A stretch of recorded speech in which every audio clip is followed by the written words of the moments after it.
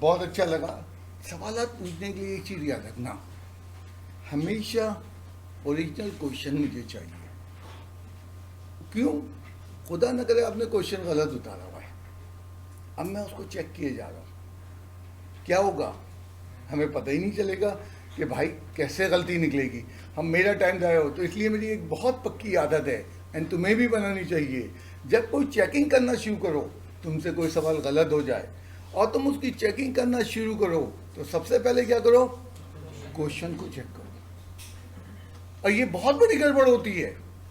मैं एक 2.5 पेज का सवाल कर चुका हूँ, अपनी गलती नहीं पकड़ पा रहा, और मैं पहली लाइन नहीं चेक कर रहा। आज एक बच्चे को मैं टोक रहा था, वो एक्स्ट्रास कर रहा, क्वेश्चन का नंबर ही नहीं डाल रहा। और भाई नंबर तो रेफरेंस डालो, मुझे नहीं तुम्हें शदीद जरूरत है।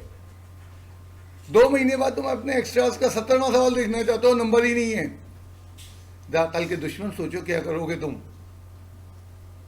और जितने तकरीबन लोग आए, हिमाकत के अलावा कुछ नहीं था।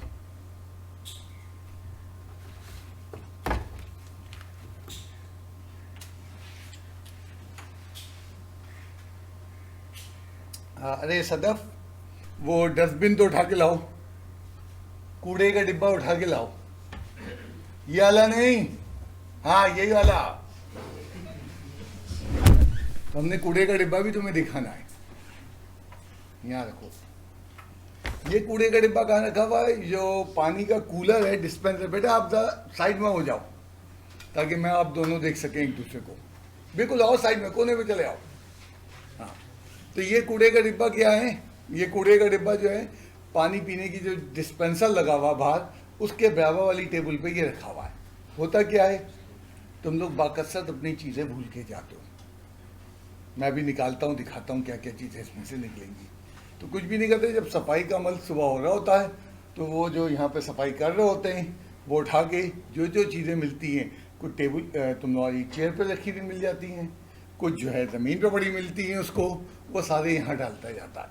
सिर्फ उसको मैंने एक हिदायत की, अगर कैलकुलेटर मिले तो वो मेरी टेबल पे रख देना, ठीक है? वो कूड़े के डिब्बे में नहीं डालना।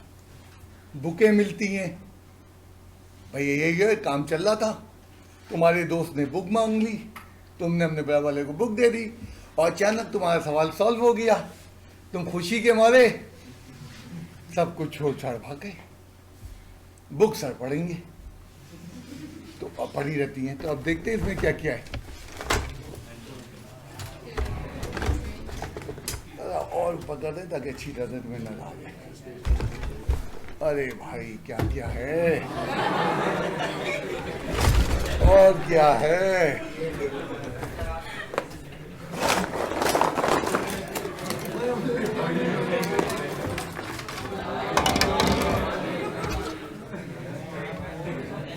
तो कभी बुक छोड़ जाओ, कभी बुक भूल जाओ, कोई कैलकुलेटर के अलावा कोई चीज़ भूल जाओ, तो आके चुपचाप इस डिब्बे में तलाश कर लो। अगर किसी ने चुराया नहीं होगा तो वो यहाँ पड़ा होगा। अब ये तुम्हें क्यों दिखा रहा हूँ? इसलिए दिखा रहा हूँ कि कोई तुम्हारी चीज़ उठा लेना, मंडे को ये डिब्बा खाली कर दिया जाएगा। हर 15-15 दिन बाद हम इस डिब्बे को खाली कर देते हैं, क्योंकि अगर इसको अभी रखा हमने, ऑलमोस्ट 3/4 भरा हुआ है, तो ये तो 2 महीने में वो बल पड़ेगा बाहर। तो ठीक है, तो ये है, इसको कहते हैं डस्टबिन। सारी बात है, वो चीज़ें फेंक के गए हो जिसकी तुम्हें ज़रूरत नहीं है। अच्छा, कैलकुलेटर किसी का मिलता है, कैलकुलेटर मिलता है तो मैं रख लेता हूँ, और जब वो बच्चा आता है तो उसको दे देते हैं, लेकिन शर्त है कि उसने कैलकुलेटर पे अपना प्रॉपर नाम वगैरह लिखा हो। एंड बहुत दफ़ा ऐसा होता है, कोई चोरी की नीयत से ले जाता है, उसका मैं क्या करूँ? शायद तुम कह रहे हो कि जी मेरा कैलकुलेटर था, नहीं, अपना इसीलिए चीज़ें संभालो।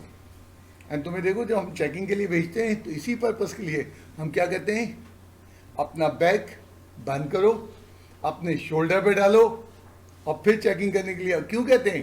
तुम्हारी बुक खुली पड़ी हुई है, तुम्हारी चीज़ें खुली, और तुम यहाँ चेकिंग कर रहे हो, अल्लाह ना करे किसी ने चुरा लिया।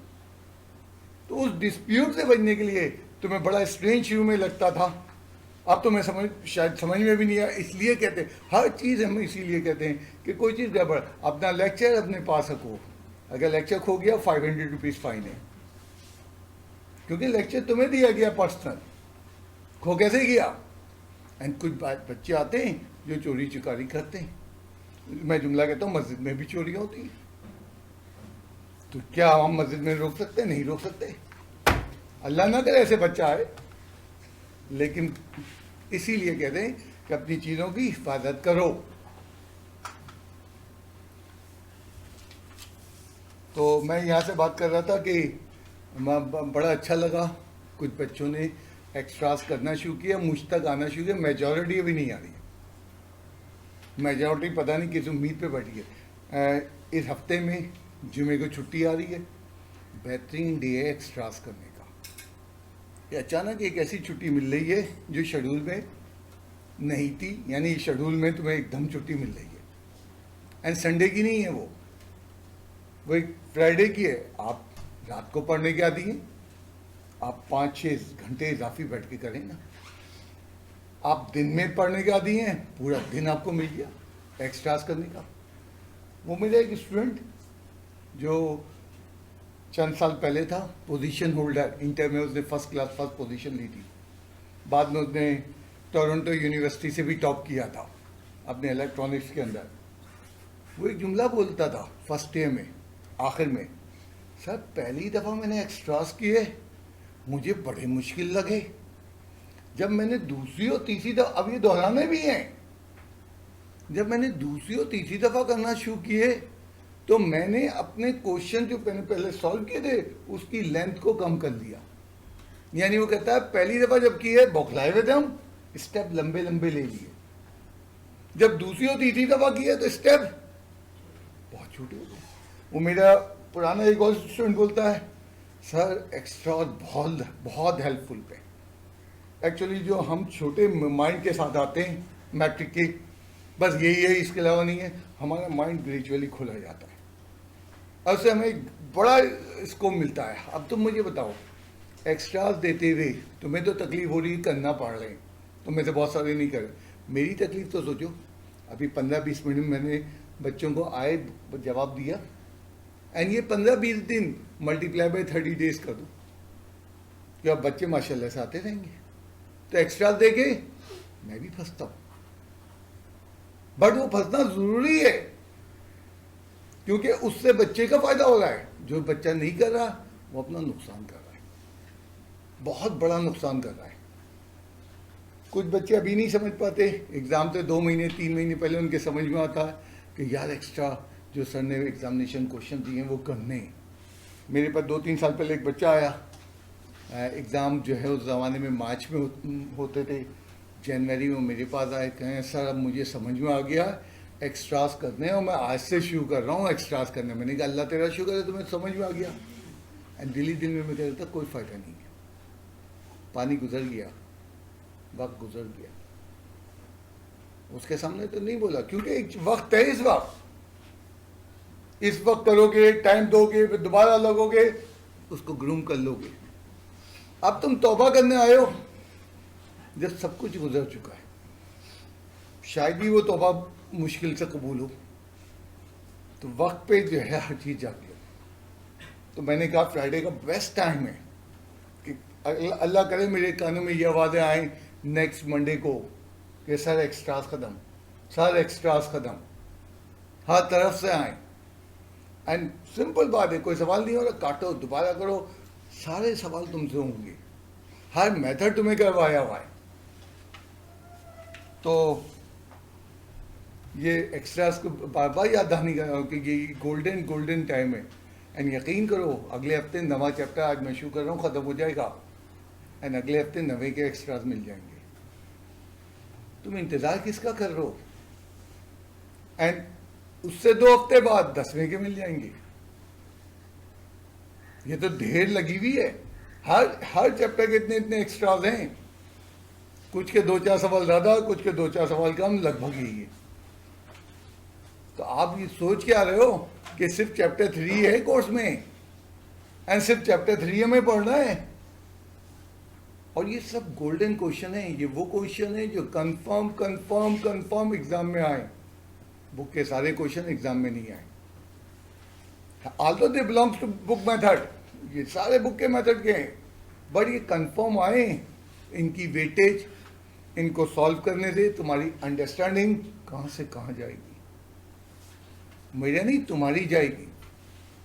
एंड मैं भी अपनी जान लगा रहा हूँ, जो बच्चा आ रहा है जवाब दे रहा हूँ, ठीक है, किसी को 4 सेकंड में दे रहा हूँ, किसी को 8 सेकंड में दे रहा हूँ, किसी को 8 मिनट में दे रहा हूँ, मेरा टाइम लग रहा है एंड मैं भाग नहीं रहा हूँ।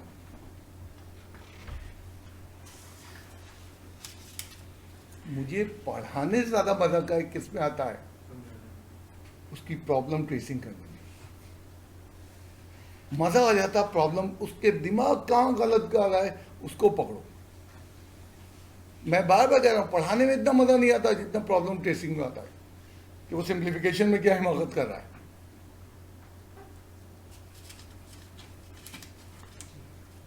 ओके, यहाँ पे मैंने तुम्हें चैप्टर 3 ख़त्म करवा दिया। मैं एक दफ़ा फिर मैं बात कर दूँ चैप्टर 3 के हवाले से, कि चैप्टर 3 एग्ज़ाम में 18 नंबर तो कम से कम, नहीं तो 22 नंबर तक का आ जाता है। यानी बहुत नंबर हैं। अगर तुम देखो 1/5 ऑफ योर मार्क्स हैं, इसको परसेंटेज में देखो तो 20%। तो मैंने पहला चैप्टर, सारे चैप्टर इतने बड़े नहीं हैं, हमारी बुक में चैप्टर नंबर 3 बड़ा था, 4 बड़ा है और 6 बड़ा है, 4th ऑफ रहा ही नहीं कोर्स में। तो 13 में से 3 चैप्टर इंतहाई बड़े थे, तो अभी 2 बाकी हैं। And chapter 3 one of foundation chapter है। जितना तुम चैप्टर 3 पे पूरा हासिल करोगे, पूरी मैथमेटिक्स में फर्स्ट ईयर की और सेकंड ईयर की तुम्हें कमांड आएगी। मैं चल रहा हूँ एडवांस पेमेंट पे, मैं मंथली पेमेंट पे नहीं चल रहा। तो जब मैं मंथली पेमेंट पे नहीं चलता हूँ, तो मैंने सबसे पहले वही चैप्टर पढ़ा दिया जो सबसे ज़्यादा नंबर पेंगे। एंड मैं मंथली पेमेंट ले रहा होता, मैं बेकार के चैप्टर पहले पढ़ाऊँगा। तरीका है पढ़ाने का। क्यों पढ़ाऊँगा बेकार के चैप्टर? आखिर में वो बच्चा छोड़ के नहीं भागे। बेटा होता है ये सब, तुम हंस रहे हो, ये सारी प्रोफेशनल चीज़ें हैं। तो मुझे परवाह ही नहीं है कोई छोड़ के भागे, मैं तो फीस पूरी ले चुका हूँ और थोड़ी बहुत बाकी ले लूँगा। तो मुझे तो परवाह ही नहीं, मैं पहले वो चीज़ पढ़ाऊँगा जो सबसे ज़्यादा एग्ज़ाम में आती है और ज़्यादा इम्पॉर्टेंट भी है अपने उस रिस्पेक्ट के। तो चैप्टर 3 में जब मैं कह रहा हूँ 22 नंबर MCQs मिला के बात कर रहा हूँ, चैप्टर 3 से कम 3 से 4 MCQs होते हैं एंड 3 से 4 सवाल होते हैं। 5 नंबर के भी होते हैं, 8 नंबर के भी आते हैं, 7 नंबर के भी आ सकते हैं। तो मेरा इरादा ये था 3 के बाद 4 पढ़ाऊंगा, क्योंकि 4 अब रहा नहीं है। तो मैं मूव कर रहा हूँ टिग्नोमेट्री पे। टिग्नोमेट्री है 9वां, 10वां, 11, 12, 13। तो पहला दिन था, तो मैंने आप लोगों को यही बताया था कि मैं चैप्टर नंबर 3, 4 पढ़ा के फिर टिग्नोमेट्री पे लाऊंगा। अब बैड लक गुड लक कि चैप्टर 4 में से मैंने एक टॉपिक पढ़ाया, वो टॉपिक काम आता रहेगा कि जनाब चैप्टर 4 में जो है हम एक ही, बल्कि अपनी एक्सरसाइज 4.2 पूरी भी नहीं पढ़ाई है, 6 सवाल पढ़ाए, बस वहीं पे रोक दिया। और चैप्टर 4 में के बाद अब मैं 9, 10 पे आ गया। मैं अभी बात कर रहा था 9, 3 क्लासेस का है, 3 एक्सरसाइजेज है, 3 दिनों में ख़त्म हो जाएंगी। तो अगले हफ्ते हम 10 में भी पहुंच जाएंगे, टेस्ट से पहले। कुछ बच्चों ने सुना नहीं, फिर तवज्जो सुन लो, टेस्ट सिर्फ चैप्टर 3 बुक से आ रहा है। बुक से मीन एक्सरसाइज ये एक्स्ट्रा से नहीं आ रहा। अभी बहुत जूनियर हो, दूंगा इससे भी टेस्ट, और इसको छोड़कर अपने बना के दूंगा। चैप्टर 3 के बहुत जूनियर हो, अभी वक्त नहीं आया। अभी पहले इसमें तो नंबर पकड़ना सीखो। मारूंगा पानी पिला के, छोड़ूंगा नहीं, ये याद रखना। अच्छा, अब चैप्टर 9 में क्या चीज़ है? चैप्टर 9 में एंगल के मुतालिक इंफॉर्मेशन है, एंगुलर मेजरमेंट।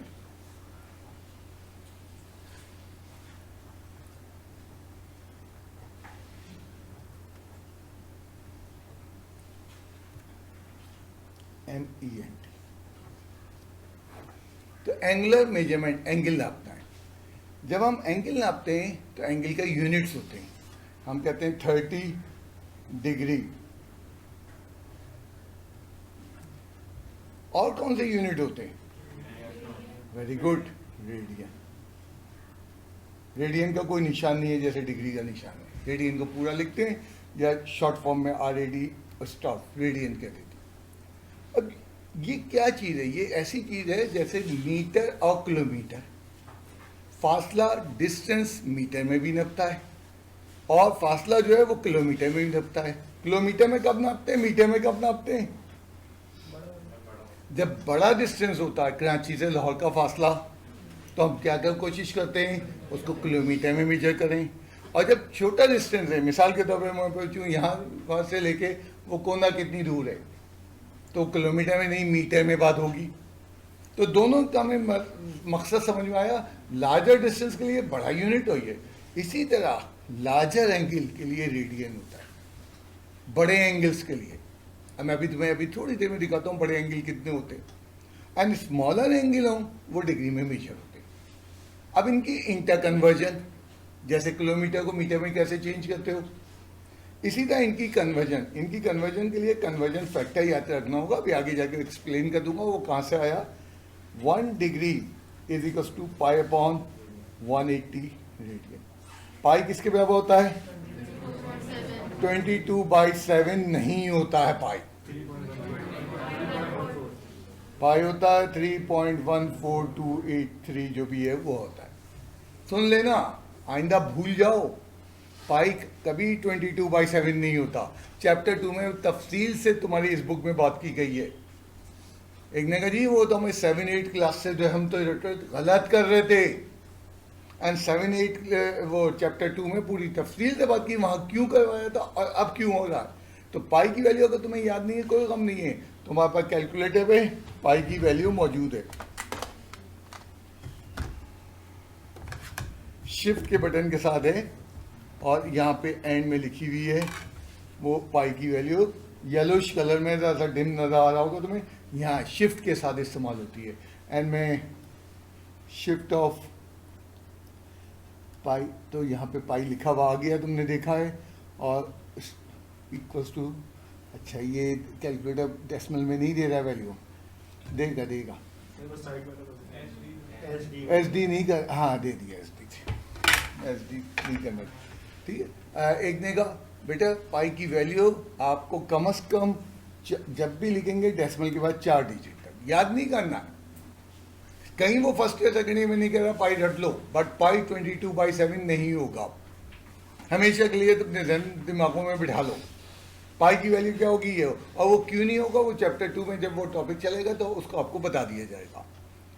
तो कन्वर्जन फैक्टर हमारा तो तस्करा क्या था, हम कहीं और चले गए। हम बात कर रहे थे 30 डिग्री को रेडियन में कैसे चेंज करेंगे, यही मैं सवाल बना लेता हूँ, बल्कि 30 को छोड़ो, सवाल में 45 है। Convert 45 radian into this. एक मिनट रुक जाना, मैं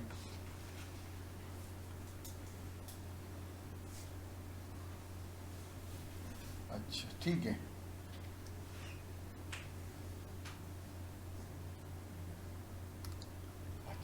convert 45 degree into radian. 45 degree को किस में कन्वर्ट करो, रेडियन में। कन्वर्जन फैक्टर याद करो, 1 डिग्री किसके बराबर है, पाई अपॉन 180 रेडियन। देयरफॉर 45 के लिए क्या होगा, पाई बाई 180। 45 वन जा 45 फोर जा पाई बाई 4 रेडियन। रेडियन का कोई निशान नहीं है इस तरह डिग्री वाला, तो पूरा RAD रेडियन लिख देते हैं। एक ने कहा जी डेसिमल में दे, ज़रूरी नहीं है, बेहतरीन आंसर बुक में यही दिए होते हैं, और तुम्हें डेसिमल में जाइए कोई मसला ही नहीं है। तुम क्या करोगे, shift of pi divided by 4 और स्टैंडर्ड डेविएशन करोगे, कितना जवाब आ रहा है। और का मतलब ये ज़रूरी नहीं है, 0.78 क्या होगा 53। डेसिमल में अगर आंसर दे रहे हो तो डेसिमल के बाद 4 डिजिट तक, ताकि एक्यूरेसी मेंटेन हो। एक ने कहा जी 6-8, वो तुम्हारी मर्जी है, 4 काफ़ी होते। तो हमने क्या किया है जनाब, एक कन्वर्ट करके दिखाया, 45 डिग्री को रेडियन में चेंज हो गया। बिल्कुल ऐसी बात है, कोई घबरा रहा तो घबराओ नहीं। 4 किलोमीटर को मैं कहूँ मीटर में चेंज करो, तुम क्या करोगे, 4 को कन्वर्जन फैक्टर से मल्टीप्लाई करोगे और ये आ जाएगा 4000 मीटर। तो कन्वर्जन फैक्टर से मल्टीप्लाई करना। अब वहाँ सीधा 1000 है, यहाँ कन्वर्जन फैक्टर पाई अपॉन 180, और अभी तुम्हें ये ड्राइव भी करके दिखा देता हूँ ये पाई अपॉन 180 क्यों बना कन्वर्जन फैक्टर, कहाँ से आया। सर एक सवाल। जी 2 सवाल पूछो। Sir 1 degree is equal to pi upon 180, हाँ। सर जब इज इक्वल टू के उस तरफ जाएगा तो 180 ऊपर नहीं आ जाएगा? नहीं, हमने कहीं ऊपर नहीं किया। यहाँ पे ये देखो, यहाँ पे हम ये कहेंगे 1 किलोमीटर बराबर किसके, 1000 मीटर के, तो 4 किलोमीटर क्या होगा, कोई ऊपर नहीं आया। हाँ बेटा बोलिए। सर आपने बोला था कि उसमें पॉइंट्स में वैल्यू आंसर नहीं देते हैं, लेकिन बहुत सारी जगहों पे देंगे, ट्रिग्नोमेट्री में तो बहुत सारी जगहों पे डेसिमल में। अगर कहीं तुम्हारा जवाब आ रहा 0.5 तो बेहतर तरीका उसको हाफ लिखो। बट मैंने इसलिए कहा, अभी थोड़ी देर पहले कहा, बुक में ये जवाब दिए हैं, लेकिन तुम में से कुछ बज देते हैं डेसिमल में लिखना है तो लिख लो, लेकिन डेसिमल में लिखोगे तो डेसिमल के बाद 4। और बोलो।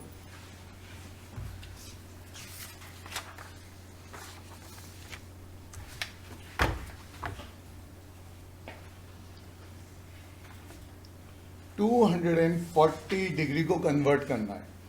1 डिग्री किसके बराबर है, पाई अपॉन 180 रेडियन के, तो इसका मतलब है 240 डिग्री इंटू पाई अपॉन 180।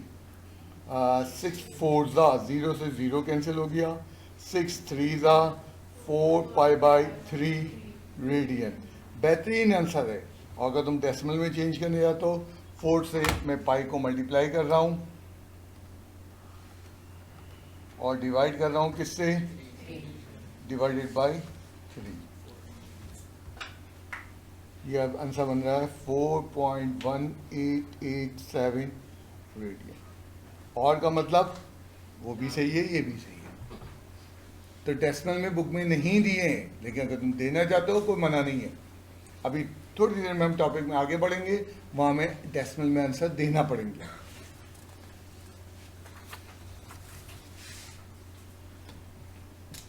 अब इसका उलट हो जाए, उलट के हम क्या होगा, रेडियन को डिग्री में चेंज कर जाएगा। अभी कन्वर्जन फैक्टर क्या था, अभी का 1 degree is equals to pi upon 180 radian, तो 1 रेडियन रेसिप्रोकल उल्टा काम, तो वो 180 अपॉन पाई डिग्री। बिल्कुल ऐसी बात है, बिल्कुल ऐसी बात है जो लोग और डिटेल। किलोमीटर, 1 किलोमीटर बराबर है 1000 मीटर के, अब तो उल्टा आ जाओ, 1 मीटर बराबर है 1/1000 किलोमीटर। रेसिप्रोकल हो जाता है उल्टा सफर में। अगर तुम यहाँ से मल्टीप्लाई करते जा रहे हो तो वापस डिवाइड करते जाओगे, उल्टा यही तो होता। पाई अपॉन 3 रेडियन, बताओ 1 रेडियन किसके बराबर है, 180 upon pi is equals to क्या होगा, pi upon 3 into 180 upon pi, pi से पाई कैंसिल, 60 डिग्री, डिग्री ना भूलना। तो हम बड़े आराम से रेडियन वैल्यू को डिग्री में चेंज कर सकते हैं और डिग्री वैल्यू को रेडियन में चेंज कर सकते हैं। एंड एक और कर लूँ मैं, 11 पाई बाई 6, 1 क्या है, 1 रेडियन किसके बराबर है, पाई अपॉन, तो 11 पाई by 6 multiply by 180 upon pi, 180 upon pi, pi cancel करना था। और ये क्या होगा, 6 30 था, 11 30 से मल्टीप्लाई हुआ 330।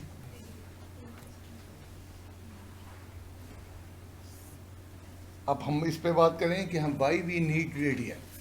अच्छा भला हमारी ज़िंदगी गुजर रही थी डिग्री के अंदर, हम रेडियन की पहले तो कन्वर्जन करना सीख लिया, 2 यूनिट सीख लिए। अब इस पे बात करें कि हमें रेडियन की ज़रूरत क्या पड़ी। जब हम छोटी एटमॉस्फेयर में थे कमरे के अंदर, तो कमरे के अंदर हम मीटर यूज़ करते थे। बट जब हम बड़ी इन्वायरमेंट में गए, कराची से लाहौर की बातें करने लगे, कराची से मॉस्को की बातें करने लगे, तो मीटर बहुत छोटा यूनिट पड़ गया। इसी तरह जब तुम एक सर्किल में थे और एक दफ़ा घूमे, ओके 360 और घूमते ही चले गए, और रुकने का नाम ही नहीं ले रहे हो, और रुकने, ये एंगल बड़ा हो गया रेडियन में 90 का। एक दिन का सर ये का बेटा 14 अरब साल से जमीन सर्किल में घूम रही है सन के साथ। अगर डिग्री में साथ जवाब दोगे मुसीबत में आ जाओगे। ऐसी बात है, कराची से मॉस्को का फासला हम मीटर में दे रहे हो, तो एक बड़े यूनिट को हम जो हमारे पास अवेलेबल है उसको यूज करेंगे हम। तो मैंने तुम्हें दिखा दिया कि कहाँ, तो हमारी डिग्री जो होता है, बड़े से बड़ा डिग्री का एंगल 360 पे खत्म हो जाता है। एंड इसीलिए अब तक तुमने ज्योमेट्री पढ़ी थी, एंड ज्योमेट्री में 360 के बाद कहीं जरूरत नहीं होती। पूरी ज्योमेट्री पर पीछे पलट के देख लो, 360 से बड़ा एंगल नहीं होता। अब हम क्या पढ़ रहे हैं, टिग्नोमेट्री। और तुम्हें एक नया कंसेप्ट दे दूं, trigonometry do not belongs to triangle. लोग ट्राई का मतलब समझते हैं, टिग्नोमेट्री बिलोंग्स टू ट्राइंगल, बिल्कुल गलत समझते हैं। Trigonometry belong to circle. एक अजीब सी बात कह रहा हूं, एंड मुतवातर भी बात प्रूफ करूंगा, आज भी प्रूफ करूंगा, अगले दिनों में भी प्रूफ करूंगा, अगले चैप्टरों में भी प्रूफ करूंगा। हाँ, उस सर्किल के अंदर एक ट्राइंगल बन सकता है।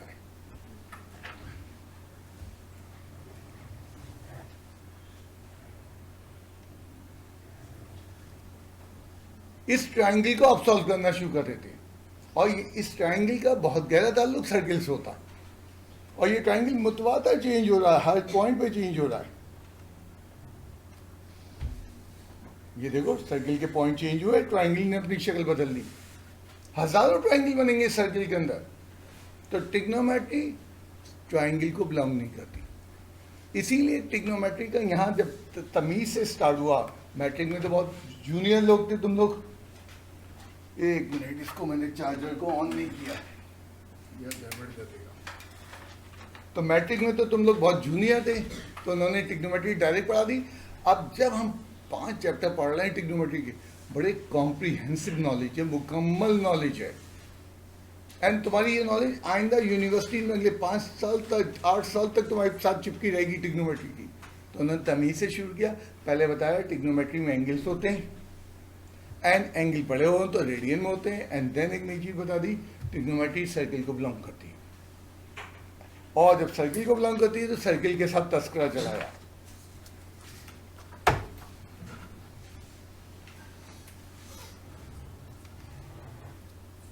ये एक सर्किल है जिसका सेंटर ओ पे है, एंड यहां सर्कमफ्रेंस के ऊपर 2 पॉइंट है, ए एंड बी।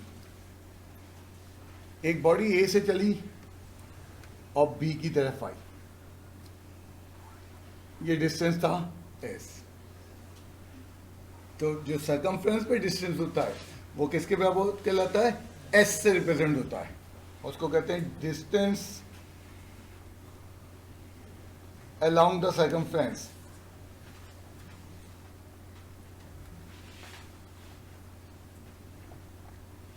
सर्कमफ्रेंस का फासला ये स्मॉल एस है।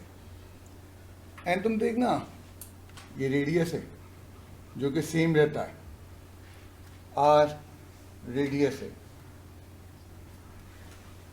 और गौर करना, जो जो एस बनता है सेंटर पे एंगल भी बनता है।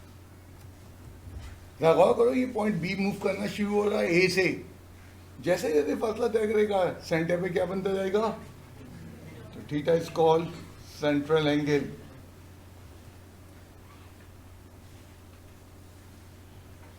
और एंगल जो है रेडियन में यहाँ नपता है। जैसे हम सर्किल में आए, हमने एंगल, क्योंकि हमने मालूम है सर्किल में कई चक्कर लगा सकता वो पॉइंट, हमने कोई पाबंद नहीं करना कि एक चक्कर के बाद तुम बंद हो जाओगे। ये जो आर और एस के यूनिट होते हैं वो सेम होते हैं।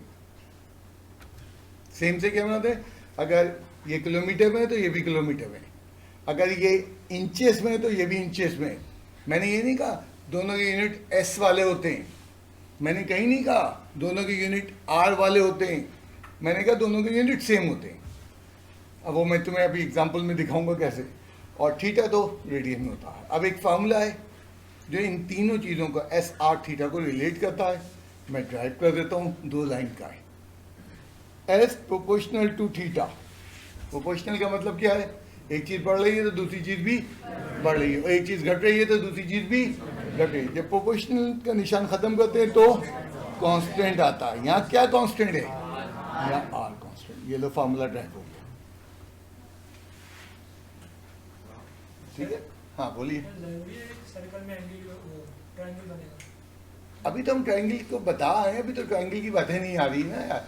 साइकिल में रेक्टेंगल भी बनता है। अभी तो एक कंसेप्ट दिया है, उस कंसेप्ट को इंतजार करो अगली क्लास का। अभी तो यहाँ पे आ जाओ एस आर थीटा पे। हाँ कुछ सवाल था, एस और आर वाला ऑप्शन क्या बता दूं? मतलब ये डिस्टेंस अलोंग द सर्कमफ्रेंस और रेडियस अलोंग हाँ इसको तुम खुद बता दो, डिस्टेंस अलोंग द सर्कमफ्रेंस और रेडियस ऑफ द सर्किल। और मैं क्या बताऊं? जो आपने ड्रॉ किया है हाँ इसके अंदर ये थीटा से लेकर ये जो बी पॉइंट है नहीं नहीं, इस लाइन से लेके ये शुरू में सोचो, मेरी गाड़ी यहाँ रुकी हुई है, ये पॉइंट ये है और ये सेंटर है और ये रेडियस है। अब मैंने मूव करना शुरू किया, मैं जब भी मूव करूंगा क्या होगा? ये पॉइंट मूव होगा और ये पॉइंट मूव होते हुए यहाँ आ गया। क्या जनरेट हो गया? सर तो जरूरी है कि गाड़ी हुआ क्लियर? गाड़ी या कोई भी चीज यार, नहीं सर वो कोई भी बॉडी इन साइकिल में मूव कर रही है। हमारे प्लैनेट्स हैं, हमारे वो आर्टिफिशियल सैटेलाइट्स हैं, anything that is moving in a circle. गाड़ी निकल गया तो तुम गाड़ी हाँ, और भाई कुछ?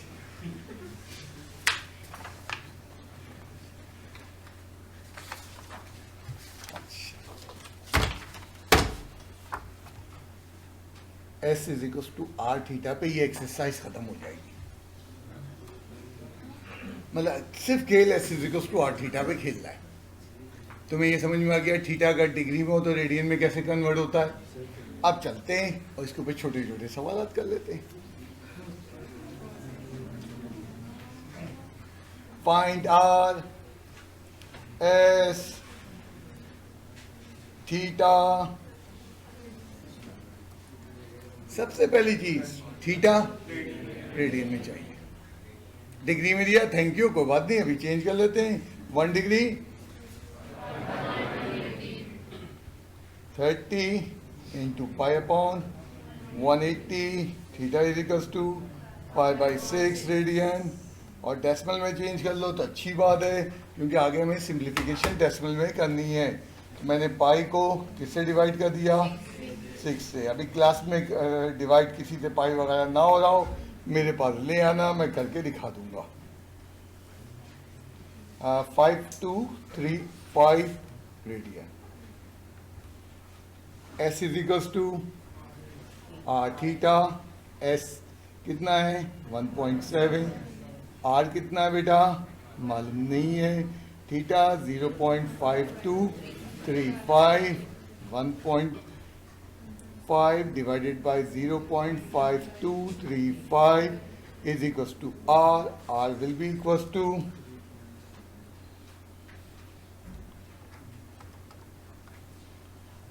अरे और कितना था?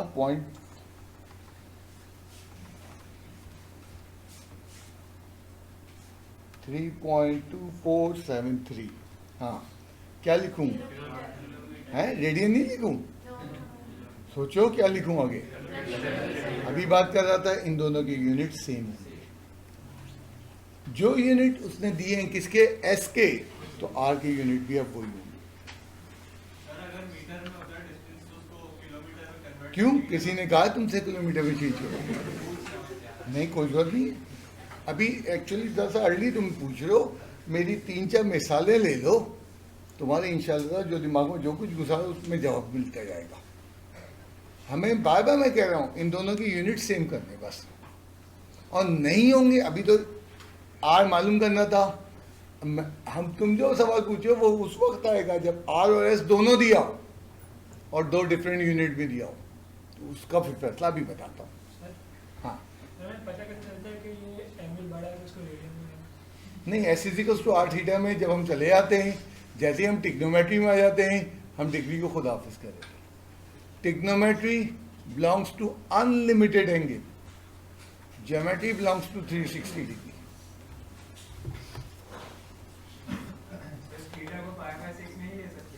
बिल्कुल ले लो। आगे भाई यहाँ पे क्या करोगे कैलकुलेशन में, डेसिमल करते जाओगे। और तुम पाई में छोड़ना है तो छोड़ दो, नहीं तो बुक वाला जवाब मैच नहीं करेगा। अच्छा लग रहा है, लोग पूछ रहे हैं।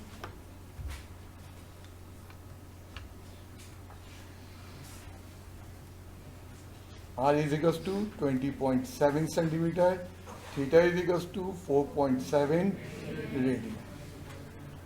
पिछले सवाल में थीटा डिग्री में दिया था तो हमने रेडियन में चेंज किया था, आपकी रेडियन में दिया तो हमने कहना है शुक्रिया और सवाल क्या देना है। S is equals to R theta, S is equals to R 20.7 into 4.7 multiply करना 20.7 मल्टीप्लाई बाई, ये जो कुछ मैं यहाँ कैलकुलेशन कर रहा हूँ ये सब मेरे लेक्चर में हुई हुई है, आज जो थोड़ी देर बाद तुम्हारे पास होगा। एंड मैं कुछ नहीं करता, मैं लेक्चर सामने रखता हूँ, छापता चला जाता। क्लास को उसके रंग में लाने के लिए मैं बैठ के तुम्हारे साथ साथ कैलकुलेशन कर रहा हूँ, ताकि वो क्लास पूरे अपने रंग में आए। नहीं तो मैं तो लिखता चलाऊंगा, वो तो मैं छापता रहूंगा। मल्टीप्लाई बाई क्या है 4, उसमें कहीं हमसे भी गलती होती है और तुम जोर से चिल्लाते हो तो डर के हम भी सही कर लेते हैं। 97.29। हाँ भाई, आप थीटा में तो जवाब दोगे नहीं, रेडियन में लाजमी तौर पे, और इन दोनों के यूनिट सेम होते हैं। अब इस सवाल में भी इत्तेफाक से एस नहीं था, तो एस अब का यूनिट डिपेंड कर रहा है आर के ऊपर, सेंटीमीटर में कर लेंगे। सवाल मजेदार जब आएगा जब ये दोनों आ जाएंगे और डिफरेंट यूनिट के साथ आएंगे जो अगले में आ रहे हैं। ये मैं बोलूँ सर, इसमें आसानी में सॉल्व कैसे होगा? तुम्हें आसान लग रहा है, कुछ बच्चे परेशान है। मतलब जब मैंने एग्जाम्पल बनाई वो सारी अपनी बनाई है, आज पूरा लेक्चर मेरा अपना एग्जाम्पल से बना हुआ है। तो मैंने उस बच्चे के मसाइल पहले दिमाग में पढ़े और मैं बनाता चला गया। बच्चा सिर्फ वक्त से पहले पूछता, अगर खामोशी देखे मैं एक एक उसके मसले का जवाब दे रहा हूं। फाइंड थीटा,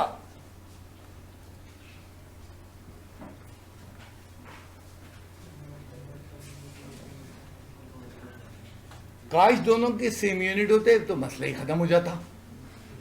अब तुम्हें फैसला करना है सेंटीमीटर को बरकरार रखना है कि मीटर को, ये तुम्हारी मर्जी है। मैंने इससे पहले भी दोहराया था, फिर दोहरा दूं, मैंने कभी नहीं कहा सब यूनिट एस जैसे होंगे, मैंने कहीं नहीं कहा सबके यूनिट आर जैसे होंगे। मैंने ये कहा एस और आर के सेम यूनिट होंगे। अब तुम्हारे पास दो चॉइसेस हैं, तुम मीटर को चेंज कर लो 100 से मल्टीप्लाई करके सेंटीमीटर में, या सेंटीमीटर को 100 से डिवाइड करके मीटर में चेंज कर लो। तुम फैसला करो, मैंने अपना कर लिया। क्या करने जा रहा हूं मैं, मीटर में चेंज करने जा रहा हूं, 0.35 नहीं करने जा रहा हूं। मैंने यूनिट सेम किए दोनों के पहले, तो यही अभी सवाल थोड़ी देर पहले आ रहा था बार बार, मैं यूनिट सेम करेंगे उस वक्त। S is equals to R theta 48 is equals to R कितना है 0.35 multiply by theta, theta is equals to 48 divided by 0.35, theta is equals to 48 divided by क्या है 0.35 एंड जवाब बन गया 137.1428। आगे मीटर लिखूं सेंटीमीटर? हाँ, होश में रहना,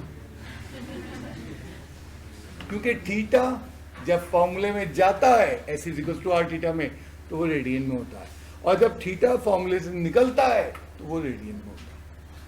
सबसे पहले एग्जांपल में मैंने दिखाया डिग्री में था, उसको रेडियन में चेंज किया। तो फॉर्मूले में यूज करने के लिए पहली शर्त है थीटा रेडियन में हो, और जब थीटा से फॉर्मूले से बाहर आएगा थीटा तो वो रेडियन में आएगा। हाँ, इसको डिग्री में चेंज करना है नहीं सूरत अभी, लेकिन डिग्री में चेंज करना है। 1 डिग्री बराबर है कितना था, 1 रेडियन बराबर है 180/पाई। तो क्या क्या करेंगे 137.1428। ये फालतू बातें कर रहा हूँ भाई, घबरा नहीं जाना। 180/पाई सिंप्लीफाई कर लो, ये डिग्री में जवाब आ जाएगा। ये पूछा नहीं है उसने, जवाब तो उसने रेडियन में पूछा। कुछ कह रहे हो? पता नहीं क्यों बातें करने लगे हो, कौन है ये बातें कर रहा है? Unit circle. मेरी क्लास बड़ी खराब है क्योंकि यहाँ इतनी खामोशी होती है, जरा सी आवाज़ तुम बोलते हो तुम्हारी आवाज़ भारी भारी सुनाई देने लगती है। तो इसलिए प्लीज, एंड सबसे ऊपर से क्या है, मैं बोर्ड पे नहीं पढ़ा रहा। जो टीचर बोर्ड पे पढ़ाता बड़ा मज़ा आता है उस वक्त जब वो बोर्ड की तरफ मुड़ जाता है। मैं मुसलसल तुम्हें फेस कर रहा हूँ और मुझे मालूम है किस वक्त सर उठा के कहाँ देखना है, और मेरे 6 कैमरों को भी मालूम है जो तुम्हें हर एंगल से घूर रहे हैं। यूनिट सर्किल, आ सर्किल, इसीलिए ये सब चीज़ें इसलिए कर रहे हैं ताकि क्लास एक डिसिप्लिन में, जो बच्चा पढ़ने आ रहा है वो डिस्टर्ब ना हो। मिसाल के तौर पे ये 2 बातें कर रहे थे, बहुत अच्छी, ये आपस में कुछ एक दूसरे को समझा रहे थे क्लास से रिलेटेड। अब ये समझा रहे थे, ये दोनों बातें करने लगे, यार PSL का मैच देखने जाओगे तुम? अब ये क्लास आउट हो जाएगी। मैं अगर इन्हें बोलने दूंगा तो क्लास आउट हो जाएगी। हालांकि ये पॉजिटिव टॉक कर रहे हैं, तो इसीलिए मैं कहता हूँ आपस में नहीं करो, मुझसे करो, पूछना मुझसे करो। अब वो जब हर आदमी अपनी बोली करने लगेगा, कुछ बच्चे ध्यान नहीं दे पाएंगे, वो समझ नहीं पाएंगे, चीज़ें उनसे मिस होंगी। इसलिए हम कहते हैं पिन ड्रॉप साइलेंट रखेंगे एंड कोशिश करेंगे कि जनाब हर एक का रिप्लाई दे दी जाए। Circle, a circle whose radius is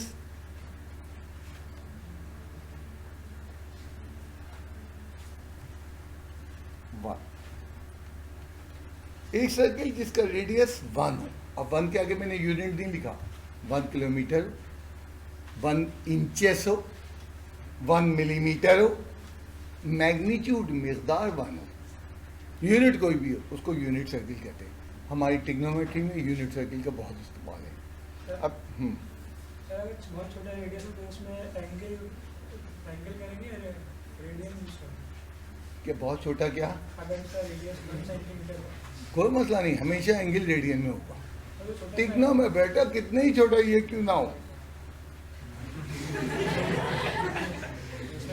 वो हमें क्यों नहीं होगा? उसका तरीका हमें बेटा, हम लोग मैथमेटिशियन लोग हैं, उसको मैग्नीफाई करके दिखा देंगे। हाँ, कहाँ है छोटा? कहाँ है छोटा बेटा? मतलब तुम समझ नहीं पाए, मेरे पास बड़ी जादू नगरी चीजें हैं, हमें दिमाग में घुसता चला जाऊंगा।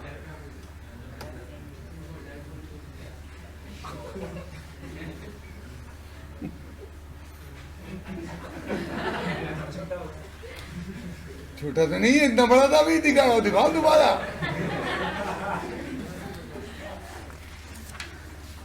बस बेसिक चीज याद रखो, एंगल हमेशा ट्रिग्नोमेट्री में रेडियन में होता है। अब वो छोटे से छोटा सर्किल हो कि बड़े से बड़ा सर्किल हो, एंगल कभी भी डिग्री में नहीं होगा।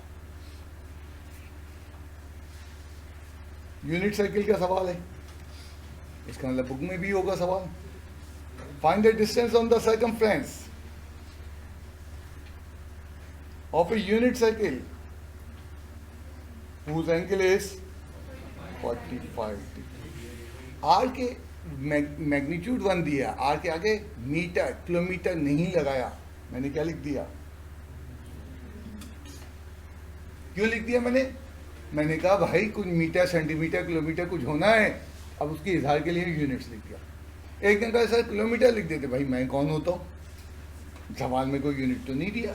हाँ, मैंने ये इजहार कर दिया, तो यहाँ यूनिट से मेरा 1 नहीं है, यहाँ यूनिट से मेरा मीटर सेंटीमीटर इंचेस, जो भी उसको प्रॉपर यूनिट है। Angle pi upon 45 multiply by क्या है, पाई upon 180, 44 4 pi by 4 radian.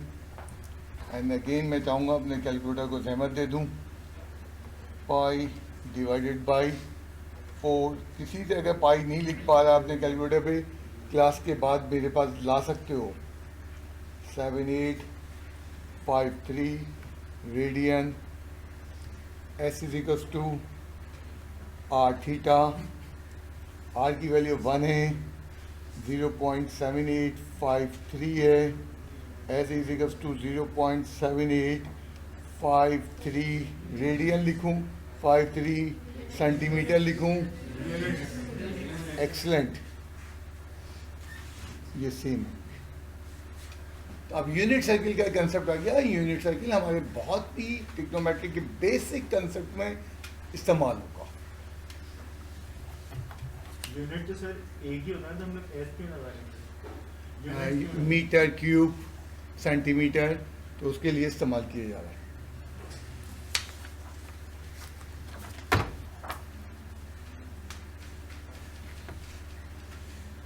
Word problem आ गए, प्योर मेरा बनाया हुआ, किसी बुक में नहीं है।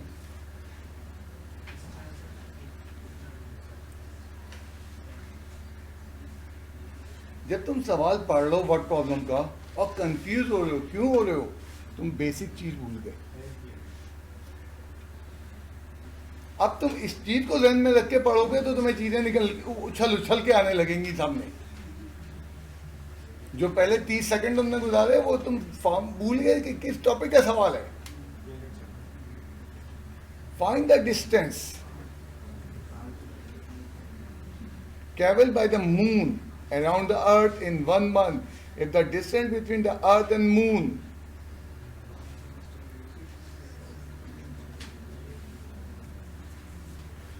ये हमारी ज़मीन है और ये चांद है जो ज़मीन के गिर्द घूम रहा है, और चांद और ज़मीन का फासला रेडियस दिया हुआ है। वो पूछा ये कितना फासला तय करेगा 1 महीने में? थीटा बताओ। 360 डिग्री। और बताओ 1 महीना कह रहा वो, हाँ 30। 1 महीने में चांद कितना चक्कर लगाएगा, कितने डिग्री का? 360 को किससे मल्टीप्लाई करें? अब इस वक्त क्या हुआ, 7th क्लास की ज्योग्राफिया भूल गए। वर्ड प्रॉब्लम में मुसीबत ही यही होती है। वर्ड प्रॉब्लम में आपका कॉमन सेंस बहुत तेज दौड़ता है, मैथमेटिक्स कम दौड़ती है, वर्ड आपका कॉमन सेंस है। 1 महीने में चांद पूरा एक चक्कर करता और एक चक्कर बराबर होता 360 डिग्री के। कौन बोला था? एक आवाज आई थी, शाबाश। 1 महीने में एक राउंड पूरा होगा, और सर्कुलर राउंड पूरा होगा तो एंगल कितना होगा? 360। वो तो घुमाने के लिए 1 मंथ कह दिया हमने, 360 को छुपाने के लिए 1 मंथ कह दिया।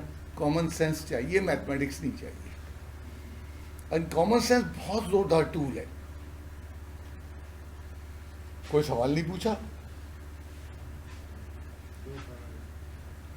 बिल्कुल ठीक।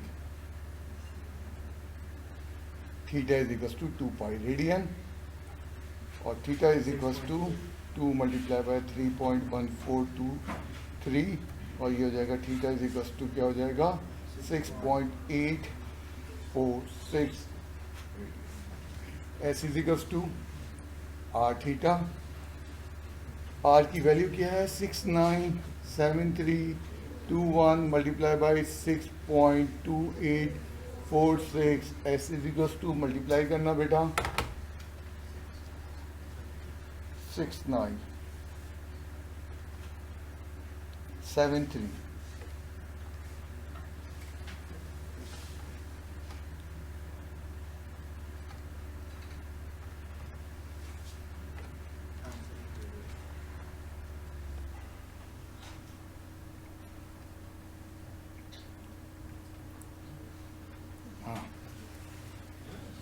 आगे क्या लिखें? रेडियन नहीं, क्योंकि आर के और एस के यूनिट सेम होते हैं। शाबाश, किलोमीटर। ये डिस्टेंस चांद अपने रास्ते पे तय करेगा 1 महीने। 1 महीना का, क्योंकि हमारा जो ल्यूनर ईयर है या कमरी साल जिसे उर्दू में कहते हैं, वो कभी 29 दिन का होता है, कभी 30 दिन का होता है। लेकिन 29 दिन को भी 1 महीना कहते हैं, 30 दिन को भी 1 महीना कहते हैं। तो इसीलिए सवाल बनाने जब बनाते वक्त मैंने लफ्ज़ इस्तेमाल किया 1 मंथ। 1 मंथ में हमारा कंसेप्ट है उसका साइकिल मुकम्मल होगा, चक्कर मुकम्मल हो जाएगा। सर तो आपने इतना सोच के सवाल बनाया। नहीं कुछ नहीं है यार। वो जो शायर हजरात होते हैं, पोइट्री लिख रहे होते हैं, तो उनको आमद होती है और नए नए शेर है। तो जब मेरा मूड होता है तो मुझे क्वेश्चंस की आमद होती है। मेरे घर वाले कभी कभी मेरी बेगम बहुत टोकती हैं कि बैठे बैठे कहाँ घुस गए, तो वो सवाल बन रहा होता है और मैं उससे कहता हूँ जल्दी से मुझे एक पेपर दो, आमद हुई है, भूल जाऊंगा। बहुत दूर सवाल है। सर आप उनसे डरते हैं? ये हर घर की कहानी है, तुम्हारे यहाँ की भी है। अच्छा सुनो, तो मैं उससे कहता हूँ जल्दी से पेपर दो, मैं सवाल लिख लूँ। एंड मैंने सवाल लिख लिया, 2 दिन बाद मालूम चला बहुत ही रद्दी सवाल है। उस वक्त तो बहुत जोश में था, सब तो बाद में बोले नहीं इसमें ये भी कमजोरी, इसमें ये भी। इससे सवाल बनते हैं, कुछ रिजेक्ट होते हैं, कुछ एक्सेप्ट हो जाते हैं। सर आपका दिल नहीं चाहता कि आप दुनिया घूमे, मतलब घर में बैठे बैठे सवाल है। बेटा पाकिस्तान का तुम उन हिस्सों के नाम लो कि जहाँ तुम कभी सोच नहीं है मैं वहाँ पे तक गया हूँ। सर वहाँ भी सवाल है। नॉर्दर्न एरियाज के मैं ऐसी ऐसी जगहों पे गया हूँ जहाँ 70 लोग थे टूरिस्ट, एंड उनमें हम 5 काले थे। आप सामने वाले बिल्कुल गया हूँ, सियाचिन से पहले तक गया हूँ जहाँ तक फौजी इलाका नहीं है। तो व्हाट आई मीन कि उस जगह पे 70 लोग थे एंड सिर्फ 5 हम काले थे। यहाँ काले से पाकिस्तानी, बाकी सब गोरे थे। पाकिस्तान में वो जगह कोल्ड ड्रिंक डॉलर में मिल रही थी। हाँ जी, नॉर्दर्न एरियाज में कोल्ड ड्रिंक ऐसी जगहें हैं जो डॉलर में बिक रही थी, क्योंकि वो डॉलर वाले लोग आए हुए थे सब। तो पाकिस्तान का एक इलाका घूमा हुआ हूँ, वर्ल्ड लाइफ का बड़ा एक्टिव मेंबर भी रहा हूँ। अब बुढ़ापे में पीछे हट गया हूँ।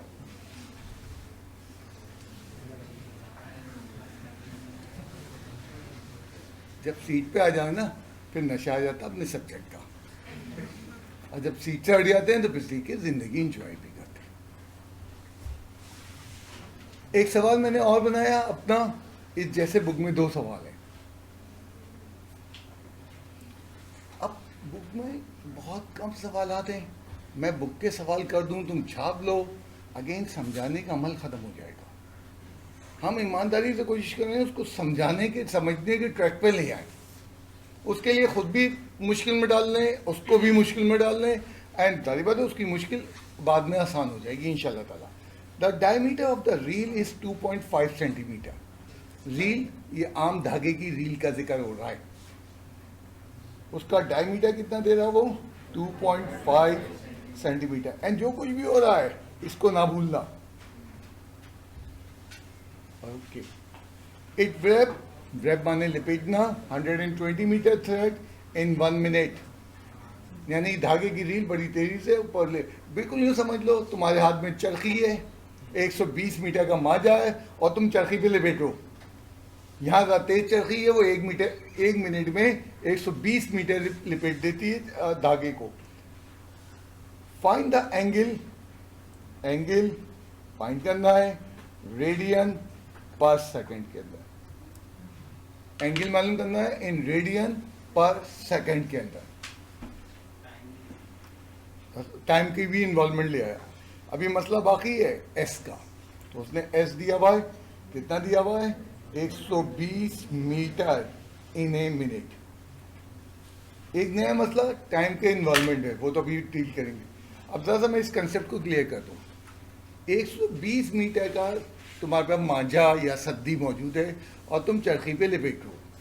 वो मांझा कहाँ, उसकी सरफेस पे जाके लिपट रहा है।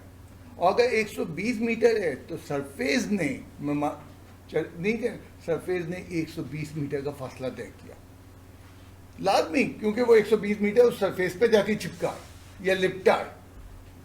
तो जब उसने कहा 120 मीटर का धागा है तो इसका मतलब उसने सरफेस की ट्रैवलिंग बता दी 120 मीटर है, लेकिन टाइम के हिसाब से। अब पहला डिस्प्यूट मुझे और तुम्हें नजर आया यूनिट सेम नहीं है। दूसरा डिस्प्यूट मुझे समझ में आया या मिनट और सेकंड सेम नहीं है। अब इसमें सिर्फ कुछ नहीं करना, यूनिट कन्वर्जन का खेल खेलना है। दो तीन तरीके से सवाल हो सकता है। जो मुझे आसान सा लग रहा है कि मैं इस पे हमला बोल दूं एंड इसमें मैं दोनों के यूनिट चेंज कर दूं, टाइम के भी और डिस्टेंस के भी। यानी 120 मल्टीप्लाई बाई 100 सेंटीमीटर में आ जाएगा। टाइम अपॉन में 1 मिनट में कितने सेकंड होते हैं? 60। क्या हुआ? 200 सेंटीमीटर पर सेकंड। एक तरीका ये है, कुछ बच्चे इस तरह करते हैं कि वहाँ मिनट को नहीं छेड़ते यहाँ एंड वो सिर्फ मीटर को सेंटीमीटर में चेंज कर लेते हैं और उनका थीटा जब निकल के आएगा एंड में वो आता है रेडियन पर मिनट और फिर वो आखिर में सेकंड में तब्दील करते हैं। लंबा काम है, मुझे भी ये बहुत आसान लगता है। S is to R theta. S क्या मेरे पास? अच्छा आर नहीं है मेरे पास, सॉरी। डायमीटर किसके बराबर होता है? रेडियस बराबर होता है डायमीटर का आधा। आर इज टू कितना हो जाएगा? 2.5 डिवाइडेड बाय आधा, तो आर इज टू किसके बराबर हो जाएगा? 1.125 सेंटीमीटर। 1.25 सेंटीमीटर। एस कितना है? 200 और देन उसके बाद क्या मेरे पास? आर कितना है? 1.15 नहीं 1.25 multiply by theta. 200 divided by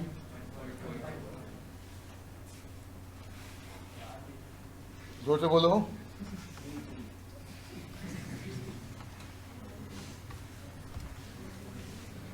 160 radian. Theta radian में होता है और क्योंकि सेकंड भी इन्वॉल्व हुए हैं तो तुम्हारी जो भी धागे को लपेटने की रफ्तार है एंगल में 160 डिग्री पर सेकंड। बहुत बड़ा एंगल है 160। इसका मतलब बहुत तेज कोई चीज़ घूम रही है और जब भी तो उसने 1 मिनट में 120 मीटर लपेट दिया।